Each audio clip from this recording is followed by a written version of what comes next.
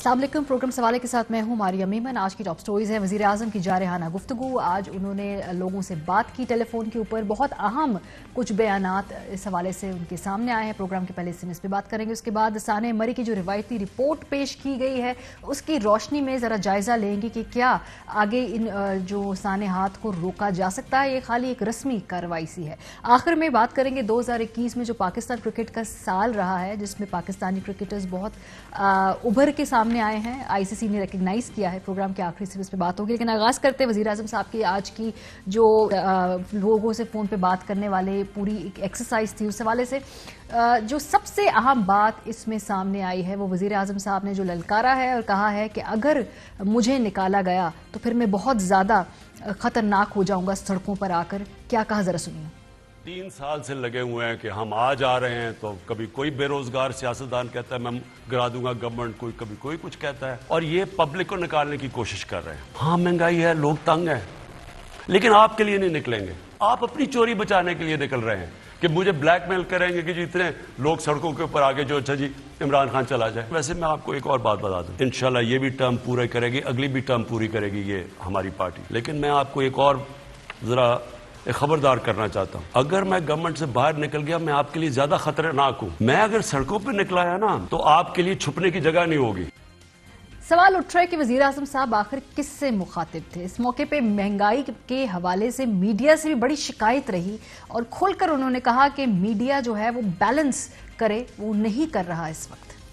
एक चीज जो मुझे कई दफा रातों को जगाती है वो सिर्फ महंगाई है। हमारे पास बड़े अच्छे अच्छे इस मुल्क में सहाफ़ी हैं, हमारे पास एक ऐसी भी जर्नलिज्म है जो कि बड़ा लोगों को इन्फॉर्म करती है मुल्क के सूरत हाल से, लेकिन बदकिस्मती से ऐसे भी हैं जो सारा वक्त मायूसी फैला देते हैं। मैं चाहता हूं कि हमारे भी मीडिया बैलेंस करे। अगर वो कहते हैं हम महंगाई है तो ये भी लोगों को बता दें कि ये क्या पाकिस्तान में सिर्फ महंगाई है या इस वक्त वो मुल्क जो हमारे से अमीर तरीन मुल्क है उनके ऊपर क्या गुजर रही है। आप अगर शाम को टीवी देखें और जो इनकी बातें सुने, वो 2 आ जाते हैं, एक बेचारा तहरीक इंसाफ का मासूम बैठ जाता है, वहां बाकी एंकर भी मिल जाता है, वो 2 उनके साथ जो दूसरे होते हैं, मुल्क मारा गया, तबाह हो गया, ये हो गया। तनकीद बहुत जरूरी होती है एक मुल्क के लिए, लेकिन एक प्रोपेगेंडा होता है, एक फेक न्यूज होता है जो जान के फेक न्यूज के जरिए एक मुल्क में मायूसी फैलाई जा रही है, जी तबाह हो गए, मारे गए जी। ये वो लोग हैं जो माफियाज हैं।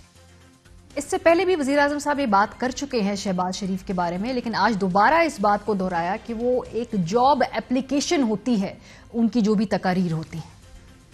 मुझे कहते हैं जी शहबाज शरीफ अपोजिशन लीडर है जनाब, आप इससे मिलते नहीं है, हाथ नहीं मिलाते, इससे बैठते नहीं है। मैं इसको अपोजिशन लीडर नहीं समझता, मैं इसको कौम का मुजरिम समझता हूँ। 1.5-2 घंटे की ये तकरीरें करता है पार्लियामेंट में खड़े होकर। तकरीर नहीं होती, ज्यादातर जॉब एप्लीकेशन होता है, लेकिन 1.5 घंटा लेता है वहां। अभी तक ये नहीं जवाब दे सका एक चपरासी के अकाउंट में 400 करोड़ रुपया कैसे आ गया, 16 अरब रुपया नौकरों के नाम पे कैसे आ गया। मैं अगर इसको मिलता हूं तो मैं इसका मतलब कि जुर्म में कोई बुरी चीज ही नहीं है।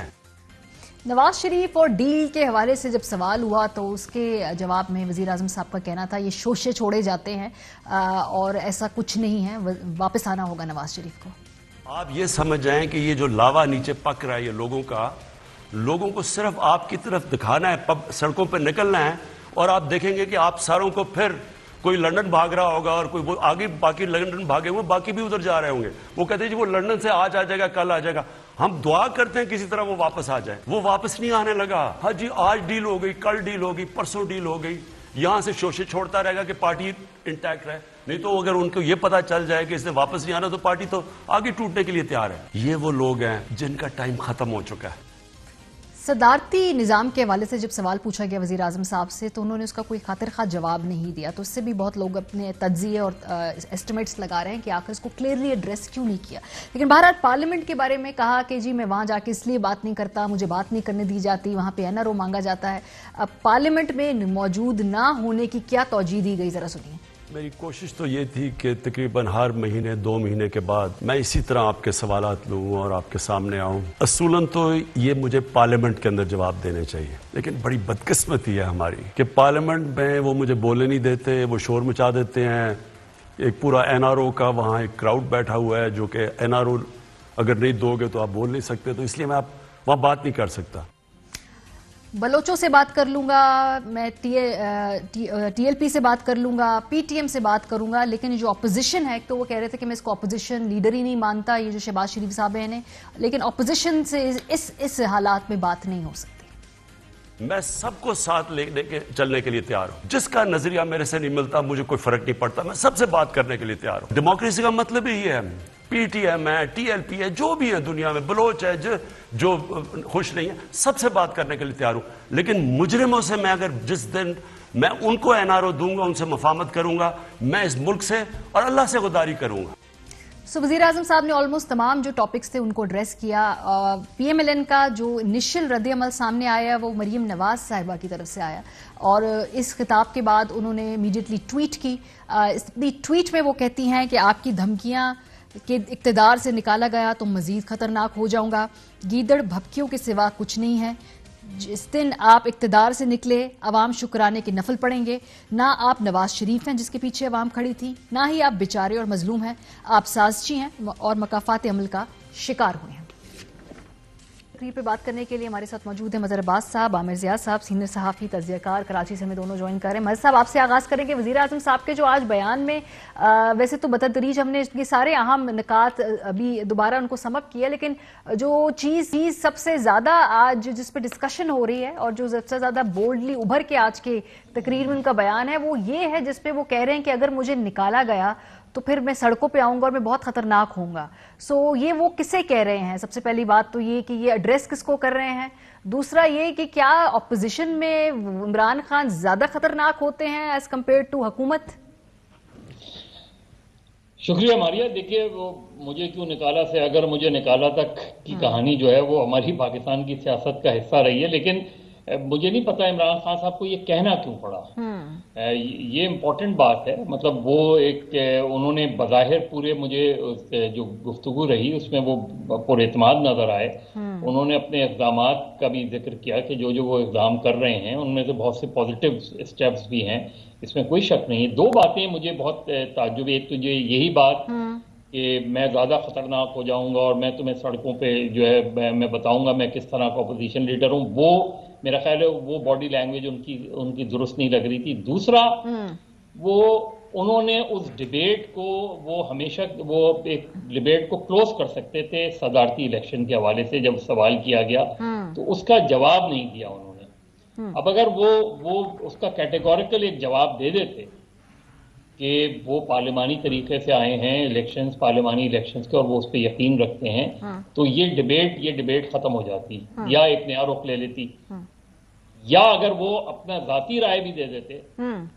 کہ جی میری ذاتی رائے میں صدارتی الیکشن کے بارے میں بھی سوچنا چاہیے، تو ایک کم سے کم ایک چیز کلیئر ہو جاتی۔ تو میرا خیال ہے اس کو انہوں نے ویگ سا چھوڑ دیا، اس پہ کوئی بات ہی نہیں کی، تو مطلب یہ کہ وہ ڈیبیٹ کنٹینیو ہے تو کوئی مسئلہ نہیں ہے۔ صحیح۔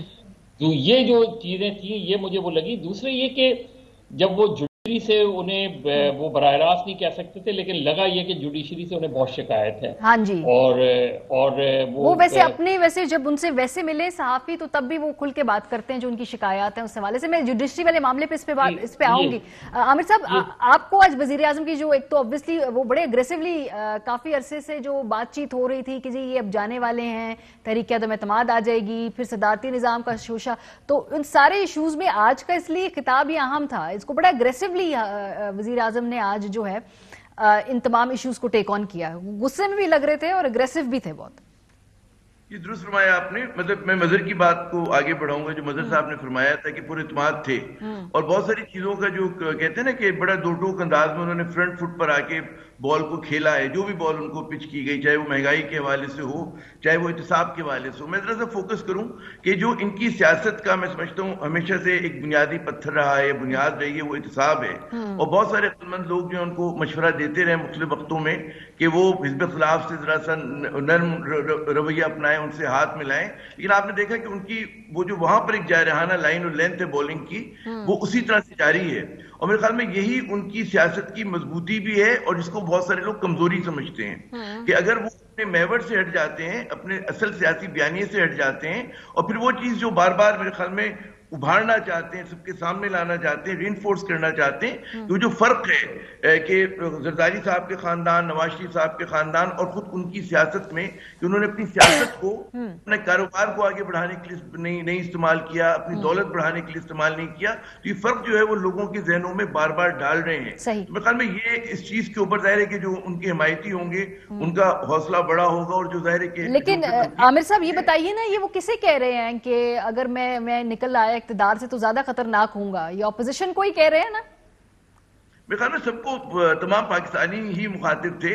और याद होगा मेरे ख्याल में आपके प्रोग्राम में भी कुछ हफ्ते पहले भी बात हुई थी कि इमरान खान साहब जो हैं वो अगर मतलब है कि उनको कब्ल वक्त किसी तरकीब से हटा दिया जाता है तो यकीनन वो जिस तरह का उनका टेम्परामेंट है तो घर जाके आराम से बैठ नहीं जाएंगे, ना ही उनसे आप उम्मीद करेंगे कि वो बैरून मुल्क चले जाएंगे नवाज शरीफ साहब की तरह। तो उनमें जो जारहानापन है तो वो जाहिर है कि वो ज्यादा, और अच्छा एक तरह से अगर आप उनको कब्ल वक्त हटाते भी हैं तो जो सियासी शहादत मिलेगी वो भी उनके बयानिए को मजबूत करेगी, क्योंकि अगर मुतबादिल के तौर पर यही खानदान के अफराद आते हैं, शरीफ खानदान आ जाता है या फर्ज करें जरदारी खानदान आ जाता है, मैं खानदान कह रहा हूँ सियासी जमातें नहीं कह रहा, क्योंकि की सियासी जमातें भी जो हैं वो भी डायनेस्टिक पॉलिटिक्स हैं, तो वो समझ लिमिटेड कंपनियां हैं, इनकी जाती वो हैं उनकी, तो इस एतबार से मैं समझता हूँ कि वो ज्यादा मजबूत होंगे। अच्छा। और इस बात का खदशा जो है वो हिज़्ब इख्तिलाफ को भी, और इसीलिए आप देखें कि हिज़्ब इख्तिलाफ अपनी तमाम तर लफाजी के बावजूद वो इमरान खान को हटाने में संजीदा नहीं है। उन्हें पता है कि अगर कब्ल वक्त वो हटाते हैं, कोई ऐसी साजिश करते हैं या फर्ज करें लोगों को लेकर आते हैं मैदान में, तो एक तो गलत रिवायत होगी, मजबूत भी कर। हाँ मजहर साहब, अब दो बातें हैं। एक तो ये कि ऑब्वियसली अगर खान साहब ने जैसे कहा कि अगर मुझे हटा दिया तो मैं बहुत खतरनाक होऊंगा, किस तरह से खतरनाक होंगे, आपका क्या ख्याल है? अगर फॉर एग्जांपल जिस तरह की तरीके अदम एतमाद की बातें की जा रही हैं, या जो इस तरह से अब हुकूमत आज गई तो कल गई, ऑब्वियसली फिलहाल तो कहीं नहीं जा रही, ये क्या करेंगे खान साहब ये? और जहां एक तरफ वो ये बात करते हैं कि अगर मुझे हटा दिया तो खतरनाक होऊंगा, साथ ही साथ वो भी कहते हैं ये टर्म भी मेरी है और अगली टर्म भी मेरी है। देखिए उनकी मैसेजिंग दो तरह से है।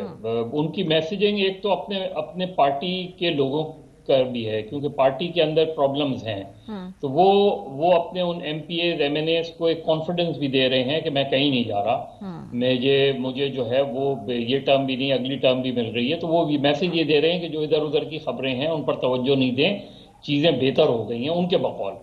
और वो साथ में ये भी कर रहे हैं कि अगर ऐसा हुआ, कोई इस तरह के इक़दाम हुए, तो वो उन सारी कुव्वतों को उनके बकौल एक्सपोज करके रखेंगे कि जो इसमें शरीकदार होंगी। तो मेरा ख्याल है कि वो ये बुनियादी तौर पे मैसेज वो दे रहे हैं, कॉन्फिडेंस जो है रिस्टोर करने की कोशिश कर रहे हैं, क्योंकि बल्दियाती इलेक्शंस खैबर पख्तूनख्वा के बाद जिसका उन्होंने जिक्र भी किया और उनके किसी कॉलर ने ये बात भी की कि वहां गलत टिकट दी, जिसका इतराफ भी उन्होंने किया, तो उन्हें ये खदशा तो है, ये खतरा तो है कि ऑपोजिशन जैसी भी है लेकिन उस ऑपोजिशन का वोट बैंक है। और जो नजर आया बाई इलेक्शन में भी, लोकल बॉडीज हैं भी, तो ऑपोजिशन को वो आसान नहीं ले रहे, लेकिन और वो एक कॉन्फिडेंस दे रहे हैं अपने वर्कर्स को कि इससे घबराएं नहीं कि अगर वो लॉन्ग मार्च करते हैं या इस तरह की चीजें करते हैं तो वो एक एतमाद देने। और अंदरूनी सियासत के हवाले से भी उन्होंने आज बातों को एड्रेस किया कि अब तमाम जो टिकट के मामलात हैं वो मैं खुद देखूंगा, और अब जो आगे बल्दियाती इंतखाब का अगला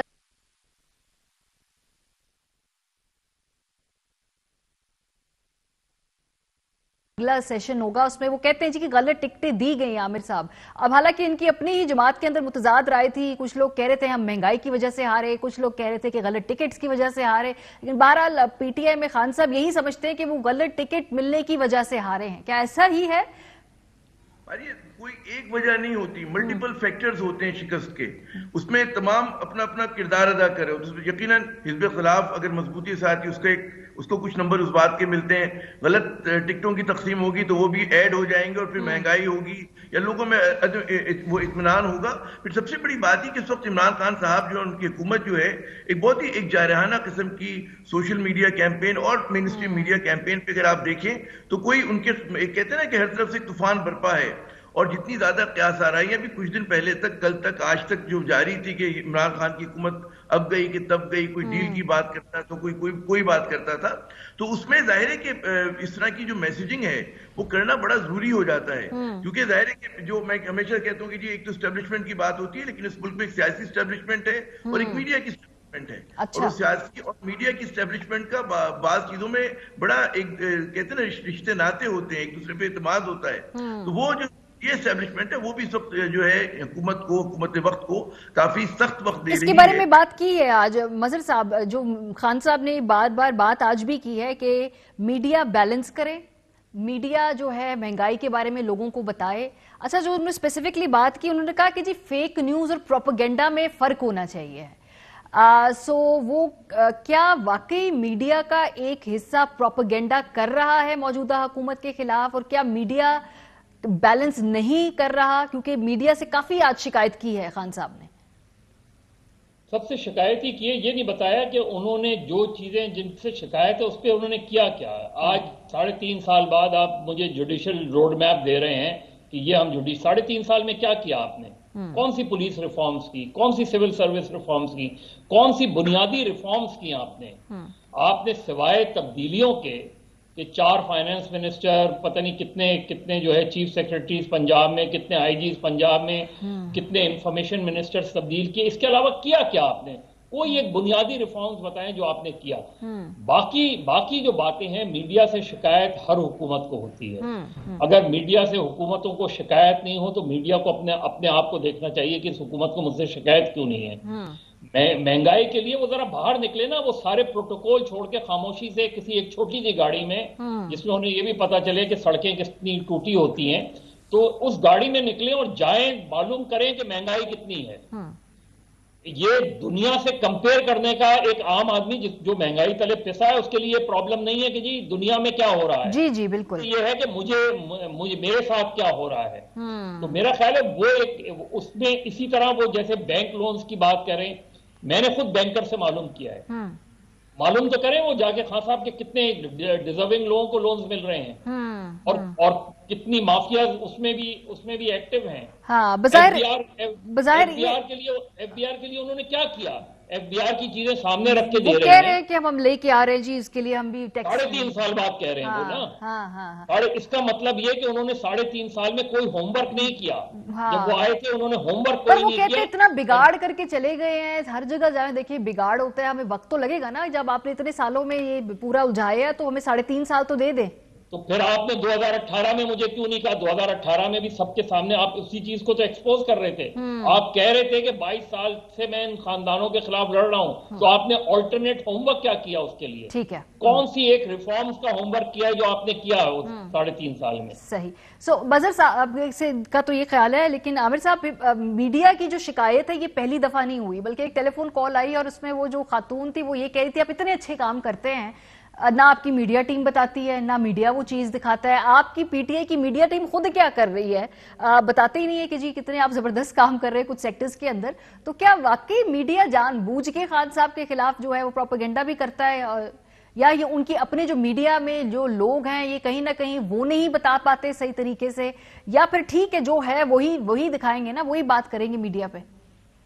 ماجی یہ ایک کہنے کو تو یہ بات ہے کہ جی ہم وہی دکھاتے ہیں کہ جو حقیقت ہوتی ہے، لیکن ایسا نہیں ہوتا۔ میں سمجھتا ہوں کہ ہمارا جو میڈیا ہے، خصوصی طور پہ جو ٹیلی ویژن میڈیا ہے، اس میں بہت زیادہ سنسنی خیزی ہے، اور ہمیں خود تنقیدی کرنے میں پس و پیش سے کام نہیں لینا چاہیے۔ صحافی کا کام صرف یہ نہیں ہوتا کہ وہ بتائے جی مہنگائی ہوگی اور لوگوں کے جذبات کو اشتعال دلائے، صرف یہ کام نہیں ہوتا، بلکہ یہ بھی ہمارا کام ہوتا ہے کہ ہم اس کو تشریح کریں کہ بھائی یہ مہنگائی ہوئی ہے، کیوں ہوئی ہے، کیونکہ بہت سارے جو کہتے ہیں نا چیزیں فیکٹرز ہوتے ہیں وہ beyond the control of any government ہوتے ہیں۔ اگر ایک گلوبل ٹرینڈ چل رہا ہے، اب آپ بات کریں کہ مطلب ہے وہ کہتے ہیں نا کہ جی تنقید کرنے کے لیے تو آپ کو صرف 2 انچ کی زبان ہلانی پڑتی ہے، کسی کی 4 انچ کی ہوتی ہوگی، لیکن اگر سمجھانا ہو کہ جی اس میں ایک وبا کے ایک چیلنج آیا تھا، اسی دور میں ہم دیکھتے ہیں کہ جی جو گلوبل کموڈیٹی پرائسز ہیں وہ کس طرح سے بڑی، اب یہ ظاہر حکومت والے بھی کہتے ہیں، صحافیوں کو بھی کہنا چاہیے کہ اس میں حقیقت ہے کہ جو کنٹینر جو آپ کو $500-600 میں ایکسپورٹ کا ملا کرتا تھا وہ $5000 میں نہیں ملتا۔ پیٹرولیم پرائسز میں اضافہ ہو گیا ہے،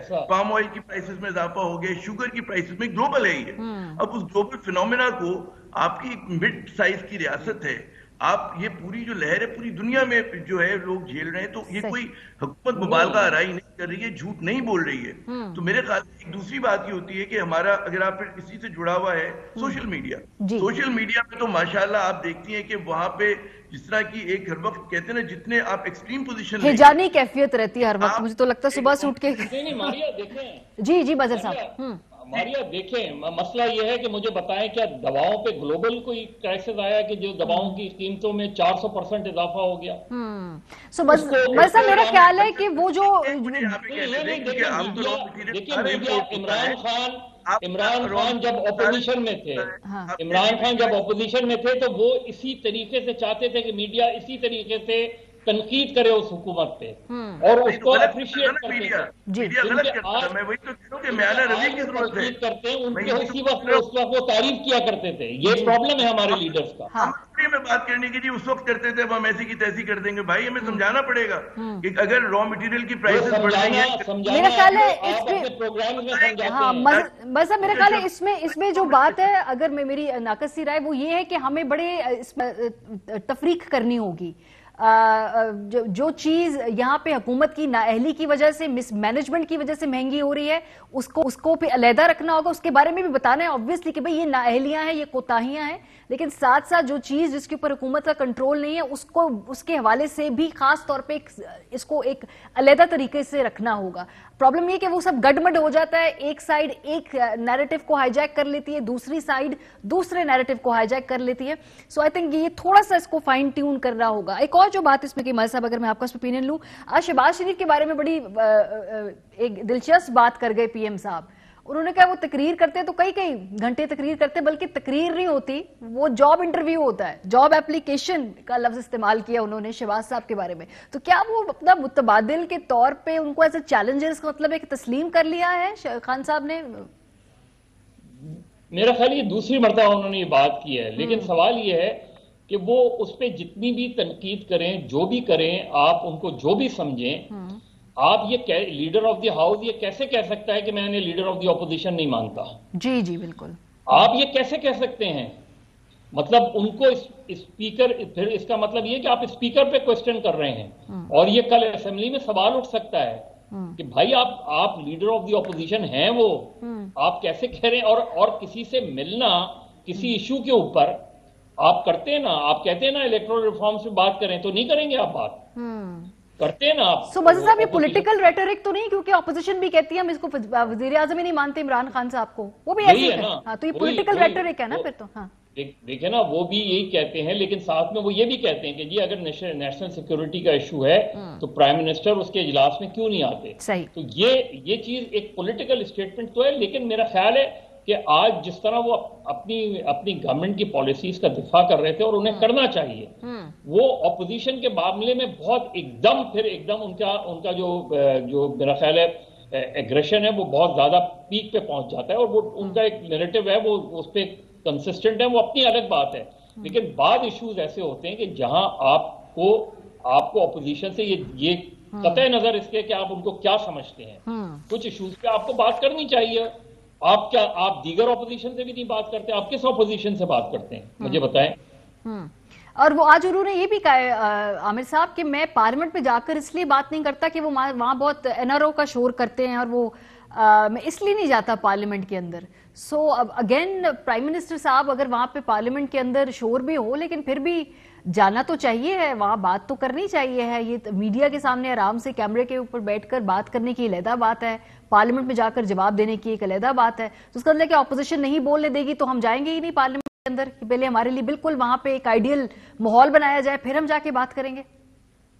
دیکھیے پارلیمنٹ میں میں کہوں گا صرف عمران خان نہیں، بہت سارے پاکستانی بھی جو ہیں وہ سمجھتے ہیں کہ وہاں پہ کوئی سنجیدہ ڈیبیٹ نہیں ہوتی ہے، اور وہ جس قسم کا مچھلی بازار وہاں پہ ہر وقت گرم رہتا ہے، اور جس طرح عامیانہ سطح کی تقاریر ہوتی ہیں زیادہ تر، और ज्यादातर जुमले बाजी, नारे बाजी, पोस्टर्स, वो मतलब है कि कहीं पर भी एक कोई मीनिंगफुल तो डिस्कशन नहीं होता। वो लगता है कि जी नेशनल रिसोर्सेज का ज़िया हो रहा है। उसी तनाजुर में देखें कि जब हालांकि कोई पॉलिटिकल पार्टी जो है सदारती, वो कहते हैं निजाम की बहस को ऑन नहीं कर रही है, लेकिन पब्लिक का एक बहुत बड़ा जो एक वो है थिंकिंग पाकिस्तानीज हैं, वो उसके ऊपर बात करने को तैयार हैं, क्योंकि वो इतने ज्यादा बदजन हो गए हैं इस पार्लिमानी निजाम से कि जिसमें आप हर वक्त देखते हैं कि इंस्टेबिलिटी है, अदम इस्तेकाम है, गैर संजीदापन है, और इसमें आपको सही आदमी में और गलत आदमी में, वो आदमी की जो करप्शन टेंटेड है, इस पे बदनुमानी के इल्जाम आते हैं, और वो आदमी की जो साफ सुथरा है उसमें कोई तफरीक नहीं होती है। तो आप मुझे बताइए कि कैसे, मतलब मैं हो सकता है कि आइडियलिज्म की बात कर रहा हूं, लेकिन आइडियलिज्म होना चाहिए।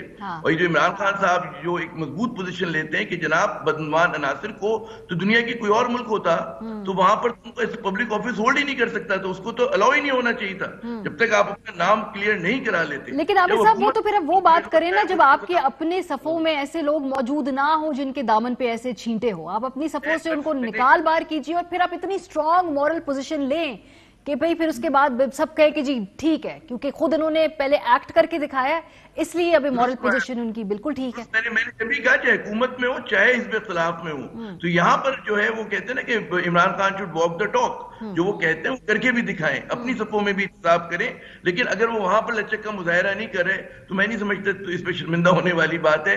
कहीं पे तो मतलब आदमी मजबूती से खड़ा रहे, फिर देखें कि। लेकिन आमिर साहब, पिक एंड चूज है ना, उधर आप अपोजिशन के लिए जो आपके सख्त मयार है, ठीक है, बड़ी अच्छी बात है, आपकी पूरी सियासत इसी पे थी, वही मयार फिर अपने सफों में अपने इत्तेहादियों के लिए जिनकी आपको जरूरत है, फिर वो मयार उनके लिए भी बरकरार रखे। ये पिक एंड चूज नहीं हो सकता।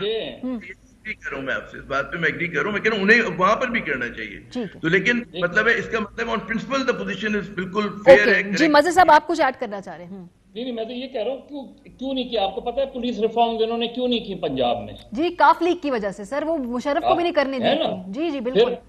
तो फिर निजाम की खिलाफी है ना हमारी, ये हमारा जो पार्लिमानी निजाम है उसमें आप घुसते पार्लिमानी निजाम का मसला नहीं है। पार्लिमानी क्या सदारती निजाम में ये इस चीज का इम्कान नहीं होगा। सदारती नहीं कह रहा मैं, तो इस निजाम की बुराई कह रहा हूँ। मुझे नहीं पता सदारती निजाम कैसा होगा, मैं तो ये निजाम नहीं चल रहे जो है ना, डिलीवर नहीं कर रहा, अवाम को डिलीवर नहीं कर रहा ये निजाम। सर इस निजाम को चलने तो दीजिए, ऑर्गेनिकली, हाँ ऑर्गेनिकली चलने तो दें कोई 15-20 साल, बीच में छेड़खानी ना करे ना, तो फिर ये शो हमें क्या मालूम, हमें तो कभी इसको छेड़खानी के बगैर चलते देखा नहीं। आपके लीडर्स ये कहेंगे, आपके जो वज़रा ये कहेंगे, एक बड़े सबसे ज्यादा जो कहते हैं कि सबसे ज्यादा 14 मिनिस्ट्री इन्होंने की है सर, वो जब ये कहेंगे कि सारे लोग एक ही गेट की पैदावार हैं, तो फिर क्या होगा? फिर मैं किससे ये सवाल करूंगा? और सर वो ये भी कहते हैं किसके सर पे हाथ है, किसके सर से उठ गया है, फिर किस पे दोबारा ये हाथ है। जब हम इसके गिर्द घूमे तो चाहे पार्लिमानी निजाम हो, चाहे सदारती निजाम हो, या कोई सा भी निजाम हो, जब तक सियासत इसी तरह घूमती रहेगी, उसमें से सियासतदान भी जिम्मेदार है और उसमें वो लोग भी जिम्मेदार है जो सियासतदानों को लाते हैं इस तरह। बहुत शुक्रिया। मज़हर अब्बास साहब मौजूद थे, आमिर ज़िया साहब मौजूद थे, वज़ीर आज़म पाकिस्तान की आज की तकरीर के ऊपर जो है तबसरा कर रहे थे। ब्रेक पे जाएंगे, वापस आएंगे। मरी के साने की रिपोर्ट सामने आ गई है, उसके क्या अहम नुकात है आपसे शेयर करेंगे। ब्रेक के बाद हमारे साथ रहिए। Welcome back. सानिया मरी जिसमें 22 लोगों की जानें चली गई, उसके हवाले से जो रिपोर्ट है वो मंजर आम पर आ गई है। ये रिपोर्ट क्या कहती है, इसके सीधा निकात आपके साथ हम इस वक्त शेयर करते हैं। सानिया मरी रिपोर्ट ये कहती है कि महकमा मौसमियात की जानिब से 6 से 9 जनवरी के दरमियान शदीद बर्फबारी की मुतअद्दिद वार्निंग जारी की गई। सूबाई डिजास्टर मैनेजमेंट अथॉरिटी ने अपनी जिम्मेदारी निभाने में कोताही बरती और कोई राब्ता, मीटिंग या हंगामी मनसूबाबंदी नहीं की गई। जब एनडीएमए ने एडवाइजरी डीजीपीडीएमए पंजाब को भेजी, जिसका उस वक्त ओहदा ही खाली था, 5 जनवरी को पीडीएमए के व्हाट्सएप ग्रुप पर भेजी गई एडवाइजरी इतनी ताखीर से पढ़ी गई कि मनसूबाबंदी और तैयारी के लिए वक्त ही नहीं बचा था। पीडीएमए के व्हाट्सएप ग्रुप में भेजी गई एडवाइजरी को 18 जनवरी तक डायरेक्टर ही ने खोलकर नहीं पढ़ा। क्या मीडिया पर सफरी हिदायत जारी की गई थी?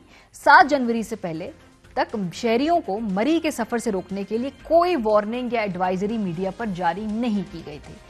मरी में ट्रैफिक के दादोशुमार अगर हम बात करें तो 7 जनवरी को 32,000 गाड़ियां दाखिल हुई, जबकि 22,000 गाड़ियां खारिज हुई, यानी 10,000 गाड़ियां मरी में फंसी हुई थी। मरी के एंट्री पॉइंट पर ट्रैफिक रोकने का मामला 7 जनवरी को दिन 11 बजे गलियात एंट्री पॉइंट शदीद बर्फबारी की वजह से बंद कर दिया गया, जबकि इस्लामाबाद की जानिब से ट्रैफिक एंट्री रोकने की दरखास्त तहसील इंतजामिया ने शाम 5 बजे की, मगर इस पर अमल दरामद 5 घंटे ताखीर से हुआ। बर्फ हटाने की जिम्मेदारी के बारे में रिपोर्ट कहती है कि महकमा CNW के 2 अफसरान के अलावा XCN हाईवे बर्फ हटाने और सड़कों को रवां रखने के जिम्मेदार थे। 7 मुकामात पर बर्फ हटाने वाली मशीनरी का मौजूद होना मुतय्यन था, मगर आजाद गवाहों के मुताबिक वक्त पर मशीनरी वहां मौजूद ही नहीं थी। इस बात के भी सबूत मिले हैं कि कुछ ऑपरेटर्स ने बर्फ हटाने के लिए बड़े होटल से फ्यूल का भी तकाजा किया। यह भी नोट किया गया कि पहली तरजीह वाली सड़कों को खोलने के बजाय दूसरी तरजीह वाली सड़कों को खोला गया। रेस्क्यू और दीगर इमदादी इदारों से मुतालिक शिकायत पे मरी के असिस्टेंट कमिश्नर ने फौज के साथ मिलकर मॉल रोड से बांसरा गली तक ट्रैफिक के लिए मुतबादिल रूट भी खोलने की कोशिश की, मगर ये कोशिशें नाकामी से दो चार रहीं। कमेटी ने बर्फ में फंसे कुछ सयाहों का इंटरव्यू किया। 7 जनवरी की सुबह 11 बजे से 8 जनवरी सुबह 8 बजे तक सिविल इंतजामिया आगे आई, ना ही फौज ने कोई ताउन किया। कमेटी ने 3 ऐसे सयाहों में से एक रिटायर्ड कर्नल शहरयार नेमत के बयान को रिपोर्ट का हिस्सा बनाया है। कमेटी ने मरी वाक़े से मुताल्लिक कई वीडियोस देखी। रेस्क्यू 1122 और पुलिस एहलकार भी बर्फ में फंसे हुए सयाहों की सही मानों में रहनुमाई करने में नाकाम रहे थे। तहकीकाती कमेटी ने यह भी वाज़ेह किया कि मुकामी आबादी से मुताल्लिक इस्तेहसाल के बारे में खबरें मुबालगा आराई पर मबनी हैं। किन अफसरान को मुअत्तल किया गया है जो कमेटी की सिफारिशात है, मुतल्लिका काम अपने फराइज और रिस्क का अदराक करने में नाकाम रहे हैं। मरी वाक़े से पहला, दौरान और बाद के हालात से निपटने के लिए तैयारियों और मनसूबाबंदी में भी मुतअद्दिद खामियां पाई गई हैं। वज़ीर आला ने बुध को इन तमाम 15 अफसरान की मुअत्तली का ऐलान किया था। अभी कौन से अफसरान हैं? रावलपिंडी की commissioner, deputy commissioner, CPO, CTO, DSP traffic, assistant commissioner और ASP मरी को ओहदे से हटाकर इंज़बाती कार्रवाई का हुक्म दे दिया है। Divisional forest officer, district emergency officer in charge मरी रेस्क्यू 1122 और डायरेक्टर PDMA पंजाब के अलावा हाईवे के अफसरान को मुअत्तल कर दिया गया है। साने हमारी रिपोर्ट के हवाले से बात करेंगे हसन खावर साहब, तर्जुमान वज़ीर आला पंजाब हमारे साथ मौजूद है। बहुत शुक्रिया हसन साहब हमें ज्वाइन करने के लिए। ये रिपोर्ट जो है इसके चीदा नकात हमने अभी पढ़कर भी सुना दी है। अच्छा, इसमें जो सबसे पहली बात है जिस पे मैं चाहूँगी कि इस पर अपनी राय दें, क्योंकि आपका खुद भी ताल्लुक पहले रह चुका है ब्यूरोक्रेसी में। आप जानते हैं कि ये निज़ाम कैसे चलता है और इसमें निज़ाम में अगर रुकावटें डालनी हो तो वो किन किन तरीके से डाली जाती हैं। इसका मतलब है जो आप लोगों ने 15 अफसरान की मुअत्तली का ऐलान किया है, ये तो चार्जशीट एक तरीके से पंजाब हुकूमत के खिलाफ ही है कि भाई इनको लगाया, इनकी तैनाती, इनका चुनाव, इनकी पोस्टिंग्स वगैरह। ऑब्वियसली ये तो पंजाब हुकूमत की ही ओनरशिप है ना इन पोस्टिंग्स की, और 15 के 15 गलत तैनातियां कर दी फिर आप लोगों ने।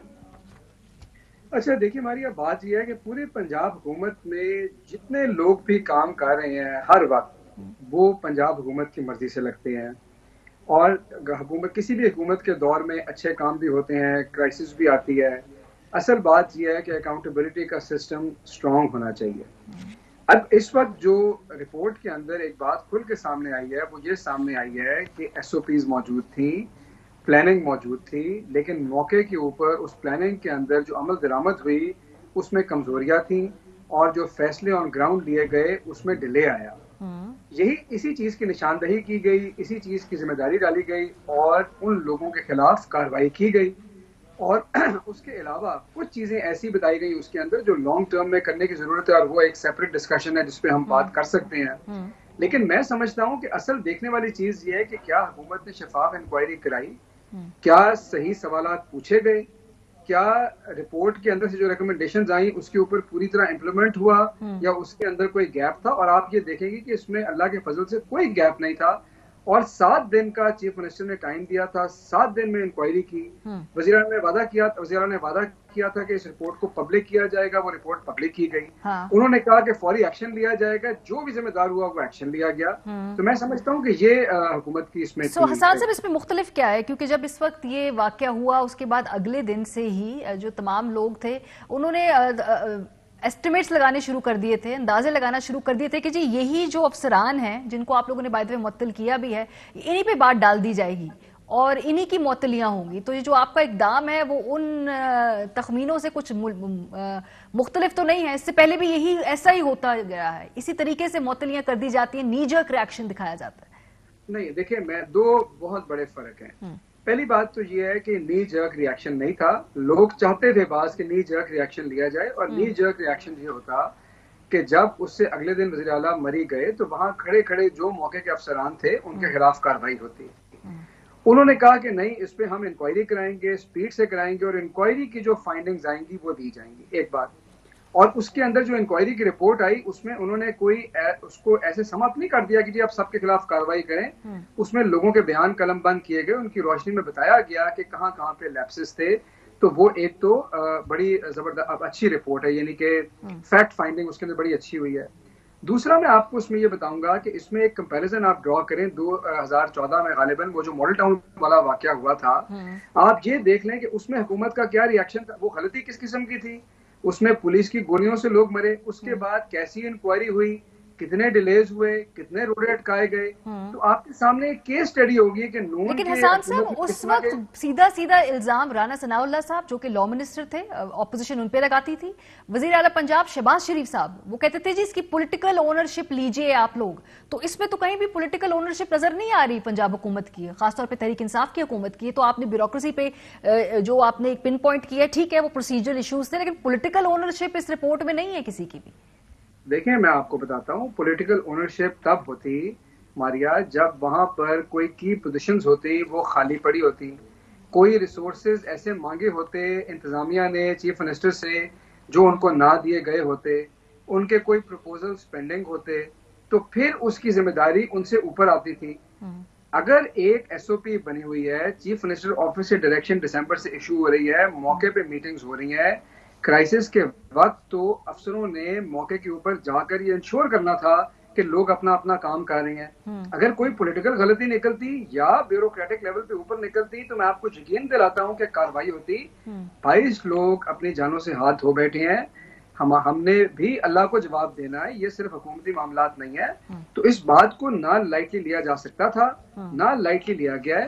اور جو رپورٹ کی فائنڈنگز ہیں وہ بڑی کلیئر ہیں, آپ نے آئی ایم شور کہ دیکھی ہوں گی. جی اس میں باقاعدہ بتایا گیا ہے کہ جی جو میٹنگ ہوئی اس کے منٹس کیا تھے, کیا فیصلے ہوئے, اور موقع کے اوپر کیا غلطیاں تھیں. تو وہ میرے خیال میں بڑی صاف رپورٹ ہے. ٹھیک ہے. اچھا, یہ تو اب چونکہ انڈیویجولز کی کوارڈینیشن کے مسائل ہیں, اس میں یہ بھی آپ نے لکھا ہے کہ واٹس ایپ پہ جب بتایا گیا وہ میسج دیر سے پڑھا گیا, پھر اس پہ ایکٹ بھی اس سے دیر سے کیا گیا. جو اس سے پہلے کے کچھ منتظمین سے میری بات ہوئی جو مری کے معاملات پہلے دیکھتے ہیں, انہوں نے کہا جی کہ اس واقعے سے پہلے جو مری میں جس طرح سے مشینری موو کرنی ہوتی ہے, جس طرح سے باقاعدہ میٹنگز کی جاتی ہیں جس میں پورا کوارڈینیشن پلان بنا ہوتا ہے, وہ اس دفعہ نہیں ہوا, جس کی وجہ سے وہ مشینری وہاں پہ ان جگہوں پہ موجود نہیں تھی جہاں پر ہونی چاہیے تھی. تو پھر یہ تو پلاننگ کا بھی فارورڈ پلاننگ کا بھی فقدان ہے بظاہر. جی ماریا, یہ جو بات تھی نا یہ فیکچولی انکریکٹ تھی. اس کی وجہ یہ ہے کہ انکوائری رپورٹ آنے سے بہت پہلے جو پلاننگ میٹنگز ہوئیں ان کے منٹس تو میڈیا پہ اور واٹس ایپ پہ گردش کر رہے تھے, آپ نے بھی دیکھے ہوں گے, میں آپ کو بھجوا بھی دوں گا. انہی کا تذکرہ اس کے اندر بھی ہے. یہ بھی بتایا ہے کہ کس تاریخ کو کیا میٹنگ ہوئی, اور کوئی شخص یعنی پچھلے سال کی جو ایس او پیز ہیں ہر سال ان کو بہتر بنایا جاتا ہے, وہ ایس او پیز اپنی جگہ موجود تھی. اس پہ اے سی کی میٹنگز بھی تھیں, موقع کے افسروں کی بھی تھی, ڈی سی کی بھی تھی, ساری چیز اگری کی گئی. جو سنو ریموونگ مشینری کے بارے میں آپ نے بات کی, بالکل اس رپورٹ میں یہ تذکرہ ہے. اور انہوں نے یہ کہا کہ پلان کے مطابق ان کو مختلف جگہ پہ کھڑا کیا جانا تھا. انتظامیہ کا موقف یہ ہے کہ ہم نے کھڑا کیا بھی, لیکن جو عینی شاہدین اور جو بیان ہے اس سے لگتا یہ ہے کہ وہ مشینیں صحیح طرح موو نہیں کی گئی, بلکہ ان کے لیے پیٹرول اور ڈیزل کا جو انتظام تھا جس جگہ سے لینا تھا وہاں سے بھی اس کا ریکارڈ نہیں ملا. تو انہوں نے بڑی تفصیلاً اس کا ذکر کیا ہے. اور میں آپ کو بتاؤں کہ آپ یا کوئی بھی آبجیکٹو شخص اگر اس رپورٹ کو پڑھے گا تو وہ اسی نتیجے پہ پہنچے گا کہ یہ موقع کے اوپر امپلیمنٹیشن گیپ تھے. کسی قسم کی کوئی ایسی چیز نہیں ہے جہاں پر اس کو یہ کیا گیا ہو کہ کسی کے اوپر ڈال دیں. جو لوگ قصوروار سمجھا ہے اس رپورٹ کے اندر ان کے خلاف وہ کاروائیاں ہوں. آئندہ ایسا واقعہ نہ ہو, کیونکہ یہ تو obviously انڈیویجولز کی اپنی کوتاہی جو ہے اس رپورٹ کے ذریعے جو یہ سامنے آ رہا ہے ورژن اس میں کہ جی ان کی اپنی کوتاہی تھی, جو اقدامات لینے تھے وہ نہیں کرنے تھے, نہیں کیے گئے. لیکن سسٹم جو ہے خاص طور پہ, آپ کو کیا لگتا ہے کہ یہ سسٹم انڈیویجولز پہ بہت زیادہ ڈیپینڈنٹ ہے, اس وجہ سے یہ واقعہ ہوا ہے؟ نہیں دیکھیں, میں آپ کو بتاتا ہوں کچھ ایسی چیزیں ہیں جو ہمیں نا اپنے لوگوں کا بیہیویئر دیکھ کے بھی کرنی ہے. مثلاً یہ ہے کہ ہمارے جو لوگ ہیں ہم لوگ نہیں ویدر ایڈوائزریز کو اتنا وہ کرتے، اب ایپ کے ذریعے یا وارننگ بھی دیں تو نہیں، اب ہم یہ سوچ رہے ہیں اور جو پلان بھی سامنے آیا اور اس میں ہمارا جو ٹورزم ڈپارٹمنٹ ہے وہ بھی ہیلپ کر رہا ہے کہ ایس ایم ڈی اسکرینز لگائی جائیں تاکہ ویدر ایڈوائزری بڑی بڑی جانے سے پہلے لوگوں کو نظر آ رہی ہو، ٹریفک وارننگ نظر آ رہی ہو، رسپانسبلٹی لوگوں پہ نہ ہو، ایک یہ ہے۔ اچھا پھر یہ جو سسٹم ہے ٹریفک کنٹرول کا اس کو بھی آٹومیٹ کیا جائے، انٹری اینڈ ایگزٹ کے جو سسٹم ہے اس کو مزید مضبوط کیا جائے۔ ایک چیز اور سامنے آئی اور وہ بات یہ ہے کہ جو ڈیسیژن میکنگ ہے وہ تحصیل لیول پہ تھوڑی سی سلو ہے، کیونکہ ظاہر ہے کہ اگر مری جیسی جگہ پہ آپ نے آمد و رفت روکنی ہے ٹریفک کی تو ایک 17 گریڈ کا جو افسر ہے شاید وہ اپنے آپ کو اس کیپیبل نہیں سمجھتا، وہ جونیئر ہوتا ہے تو وہ پھر یہ فیصلے پنڈی سے جا کے لیتا تھا۔ اور مری ڈسٹرکٹ اس لیے نہیں بنا تھا کہ وہاں پہ پاپولیشن ایک ضلعی سطح سے کم تھی، لیکن وہاں پہ ٹورسٹ انفلکس بہت زیادہ ہے اور اسی لیے چیف منسٹر نے یہ فیصلہ کیا ہے کہ اس کو بھی اپ گریڈ کر کے ضلع بنایا جائے، اور جب تک ضلع نہیں بنتا تب تک بھی وہاں پر ایک ایڈیشنل ڈپٹی کمشنر اور ایس پی کی جو تعیناتی ہے وہ ہو چکی ہے، اور آگے یہ ضلع بننے جائے گا تو وہ جو ڈیسیژن میکنگ کا ایک پروسیس ہے اس کو بھی انشاءاللہ اس کے علاوہ چیک اینڈ بیلنس کا پروسیس بھی ہے، یہ جو ٹیئر ہے اس کے اوپر بھی ہمیں دیکھنا ہوگا، اگر یہ 15 افسران جن کی معطلی کا آپ لوگوں نے اعلان کیا، اس کا مطلب ہے کہ کہیں نہ کہیں ایس او پی پہ عمل درآمد کے لیے ایک جو چیک اینڈ بیلنس ہونا تھا کہ بھائی کہیں اگر ایک جگہ یہ نہیں ہو رہا ایس او پی پہ عمل تو کوئی نہ کوئی اس کو چیک کرنے والا ہو یا کریکٹ کورس کریکشن کرنے والا ہو۔ اچھا دیکھیں میں آپ کو نا ایک ماریا بات کو کھل کے بتاؤں، اور یہ نہ صرف پنجاب میں بلکہ دنیا کے جو بڑے ممالک ہیں وہاں پہ ایسے ہوتا ہے۔ چیک اینڈ بیلنس کا نظام ہے، چیک اینڈ بیلنس کا نظام یہ ہے کہ ایک طرف آپ کے چیف ایگزیکٹو آفس سے انسٹرکشنز آتی ہیں، وہ ایک طرف ہے، دوسری طرف یہ ہے کہ یہ تحصیل انتظامیہ کا کام ہے کہ وہ یہ کرے، اس کے اوپر چیک اینڈ بیلنس رکھنا ہوتا ہے ڈپٹی کمشنر نے، اس کے اوپر کمشنر رکھنا ہوتا ہے، تو 3 ٹیئرز ہیں ڈویژن کی سطح پر جو لوکل جو کرائسس ہوتا ہے اس کو مینیج کرنے کے لیے ہوتے ہیں۔ اس میں یہ دیکھا گیا کہ ہر جگہ ایک لیپس تھا۔ میں آپ کو بتاؤں کہ اگر آپ کو لیپس نظر آئے اور 3-4 اکاؤنٹیبلٹی کے ٹیئر ہوں تو اس کا حل یہ نہیں ہے کہ آپ ایک کمشنر کے اوپر بھی ایک سینئر کمشنر لگا دیں، میں نہیں سمجھتا یہ حل ہے۔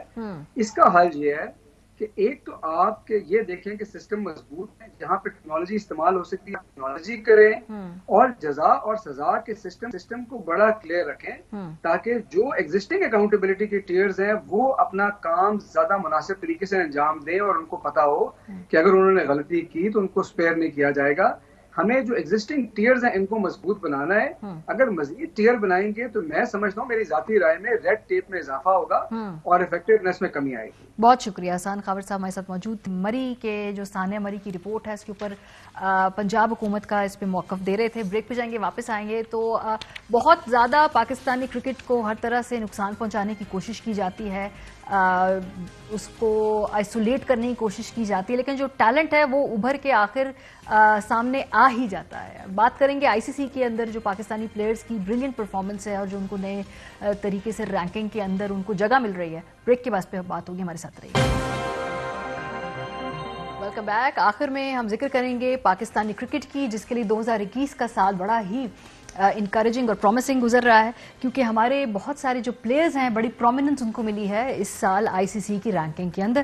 اگر ہم بات کریں تو رضوان سے شروع کرتے ہیں۔ I C C T20 cricketer of the year انہیں قرار دیا گیا ہے، اور پاکستان کے wicket keeper batter Mohammad Rizwan I C C T20 میں جو ہیں گزشتہ سال انہوں نے 1326 T20 انٹرنیشنل رنز بنائے تھے، جس پر انہیں سال کا بہترین کھلاڑی جو ہے وہ قرار دیا گیا ہے۔ آگے بڑھتے ہیں، فاطمہ ثنا، انہیں I C C emerging women cricketer of the year قرار دیا ہے۔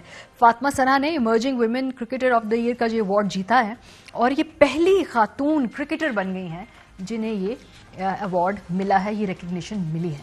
آگے بڑھیں تو انٹرنیشنل کرکٹ کاؤنسل نے men's one day team of the year کا جب اعلان کیا تو اس میں جو کپتان تھا وہ پاکستان کے بابر اعظم کو مقرر کیا۔ I C C men's one day team of the year میں شامل ون ڈے کرکٹ کے نامور کھلاڑیوں میں پاکستانی فخر زمان کا بھی انتخاب کیا گیا ہے۔ آگے بڑھتے ہیں، انٹرنیشنل کرکٹ کاؤنسل نے men's T20 team of the year کا جب اعلان کیا تو اس میں بھی پاکستان کرکٹ ٹیم کے کپتان بابر اعظم کو I C C men's T20 team of the year کا کپتان مقرر کیا، جبکہ محمد رضوان ٹیم میں وکٹ کیپر کی حیثیت سے بھی شامل ہیں۔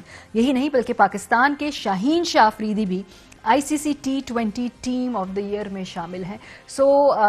आइसोलेट करने की कोशिश करना, पाकिस्तान में क्रिकेट ना हो, हर तरह से उसको रोकने की कोशिश करना, लेकिन जो टैलेंट है बहरहाल वो उभर के सामने आ ही जाता है और ये पाकिस्तानी खिलाड़ियों ने जो अपने आप को मनवाया है उसकी बहुत बड़ी मिसाल है। प्रोग्राम का वक्त खत्म हो गया, अपना फीडबैक देना मत भूलिएगा। ख्याल रखिए, खुदा हाफिज़। अहम तरीन खबरें अब एक क्लिक की दूरी पर। आपके पसंदीदा टॉक शोज हों या अहम मुल्की या गैर मुल्की शख्सियात की न्यूज कॉन्फ्रेंसेस, हर लम्हा बाखबर रहने के लिए सब्सक्राइब करें हमारा YouTube चैनल। मौसम की सूरत हाल हो या खेल के मैदान से खबरें, अपने मोबाइल फोन से मुल्की और बैनुल-अक़वामी अहम खबरों तक रसाई के लिए डाउनलोड कीजिए मोबाइल ऐप। बावसूख ज़राए से मुसद्दिका खबरों, तज्ज़ियों और तबसरों से मुस्तफीद होने के लिए विजिट कीजिए पाकिस्तान की सबसे बड़ी न्यूज वेबसाइट www.arYnews.tv। इन सब के अलावा पाकिस्तान का सबसे बड़ा फेसबुक पेज हो, सबसे बड़ा न्यूज इंस्टाग्राम अकाउंट या फिर ट्विटर, ARY न्यूज पहुंचा रहा है खबरें सबसे पहले आप तक, ताकि आप रहें हर लम्हा बाखबर।